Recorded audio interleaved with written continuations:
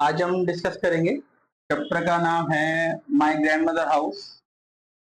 This poem is written by the Kamala Das, one of the foremost lady poets of India.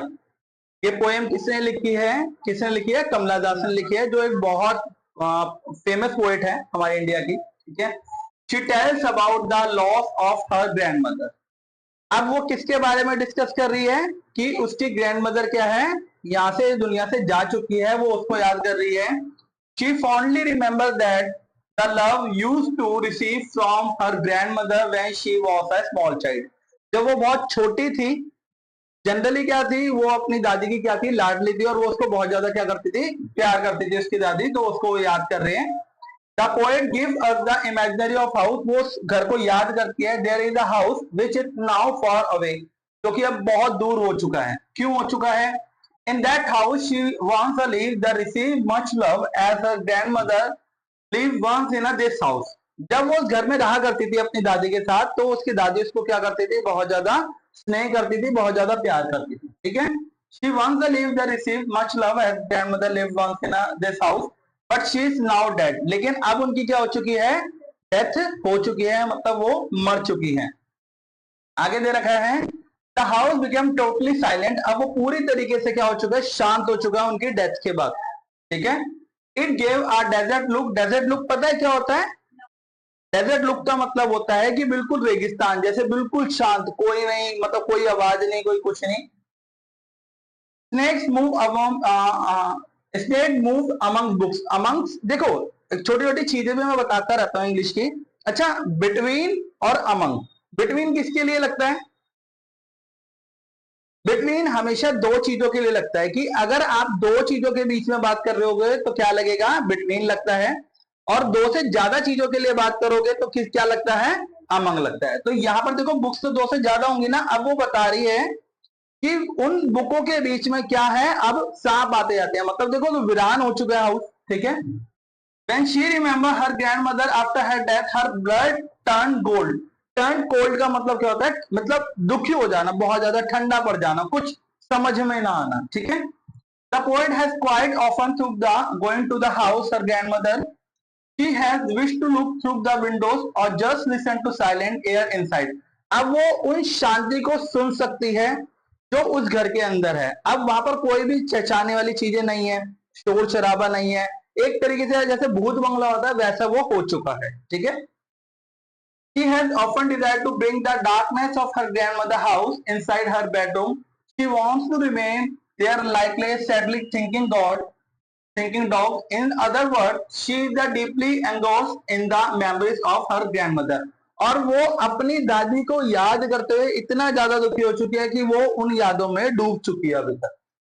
The poet said that once she lived in such a house full of great love of her। मतलब poet बताती है कि जब वो उस घर में रहा करती थी, बहुत ज्यादा खुश रहा करती थी वो। She felt proud to be loved so much by grandmother। और उसको इस बात पर गर्व होता था कि उसकी जो ग्रैंड मदर है वो क्या कर रही है, उनको बहुत ज्यादा प्यार कर रही है, बहुत ज्यादा लाड कर रही है। She feels a great vacuum due to the absence of the search of love in her life। Now she feels that she has lost the purpose of the life। अब उसकी जो लाइफ का मोटो है, मतलब क्योंकि वो अपनी भी मतलब दादी उससे प्यार करती थी, लेकिन वो अपनी दादी से भी इतना प्यार करती थी कि अब उसको अपनी लाइफ का कोई मोटो समझ में नहीं आता। ठीक है। She now feels that she has lost the purpose of life। Now she begs for love at the stranger doors, at least small quantities, but her grandmother's love for her cannot be compared। अब वो घर में रहती है जहां सब कुछ ठीक ठाक है, लेकिन उसकी ग्रैंड मदर वाला प्यार किसी से भी कंपेयर नहीं किया जा सकता। ये इसकी जनरली चैप्टर की स्टोरी है। ठीक है, माय ग्रैंड मदर हाउस की। अब इसके अंदर से डिपेंड करता है कि हमें कितने क्वेश्चन आंसर करने होते हैं जो एग्जाम में आते हैं। मोस्टली 3 क्वेश्चन आंसर के बहुत ज्यादा इंपॉर्टेंट है, जो हम डिस्कस करेंगे। How does the poet remember her grand mother and wish her to be alive, seek her love. मतलब जनरली इसमें ये बता रखा है कि क्वेश्चन के अंदर कि कैसे पोएट रिमेंबर करती है कि उसकी जो ग्रैंड मदर थी वो उसको क्या करती थी, बहुत ज्यादा प्यार करती है, और wish her to be alive to be seek her love.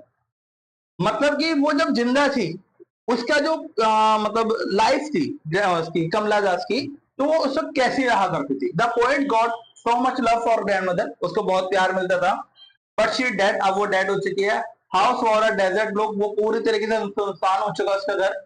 Even the air inside the seem to be have the frozen, बल्कि हवा भी जाती है तो वो भी क्या हो जाती है, जम जाती है, क्योंकि वहां पर बिल्कुल शांत हो चुका है सारा। ठीक है। She feels loss without her grand mother love, she longs for that love and wants to go back to that house there through it window.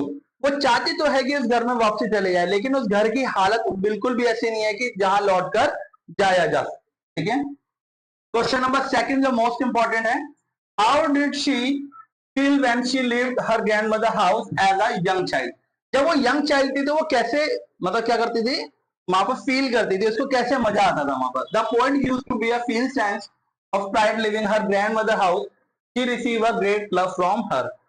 वो उसको सिर्फ मजा इस बात पे आता था, खुश इस बात पे होती थी वो, कि उसको क्या मिलता था वहां से, उसकी दादी से बहुत ज्यादा प्यार और बहुत ज्यादा लाड मिलता था। And third one the last, what feeling does the poet have now in the absence of grandmother's love for her?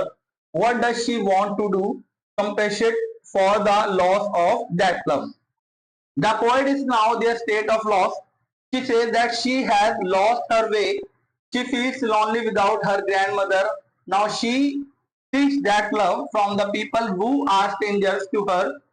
She got a live absence, but now she seeks it in a small quantity. Generally इसमें ये मतलब बोला गया है कि अब वो अपना प्यार खो चुकी है, लाइफ को आगे बढ़ाने के लिए वो जी तो रही है, लेकिन उसकी जो दादी उसको प्यार करती थी वो कभी भी किसी से कंपेयर नहीं कर सकती। ठीक है। यहाँ पर आपके चैप्टर के क्वेश्चन आंसर भी खत्म हो जाते हैं। एक बार मैं रिवाइज करवा देता हूँ, अगर किसी को डाउट हो तो आप इसमें से आप डिस्कस कर सकते हो। अभी फिलहाल कोई डाउट्स आप लोगों को? कोई डाउट्स नहीं है, चैप्टर ऑलमोस्ट क्लियर है सबके आपके। ठीक है। कोई क्वेश्चन आंसर्स में डाउट फर्स्ट में अभी? कोई डाउट नहीं है? कोई वर्ड्स, कोई ऐसी चीजें जो समझ में ना आ रही हो अभी? सेकंड और थर्ड में भी अगर कोई डाउट है तो आप डिस्कस कर सकते हो। इसका थर्ड क्वेश्चन में, सेकंड में प्राइड, प्राइड, प्राइड लिविंग मतलब बहुत खुश होना, प्राइड मतलब होता है बहुत गर्व की बात है। ठीक है। और कुछ? Everything is clear? चलिए ठीक है, अभी हम यहाँ पर इसकी क्लास ओवर करते हैं। ठीक है। अगर आपको कोई डाउट हो तो आप क्या कर सकते हो, पूछ सकते हो नेक्स्ट क्लास में। ठीक है।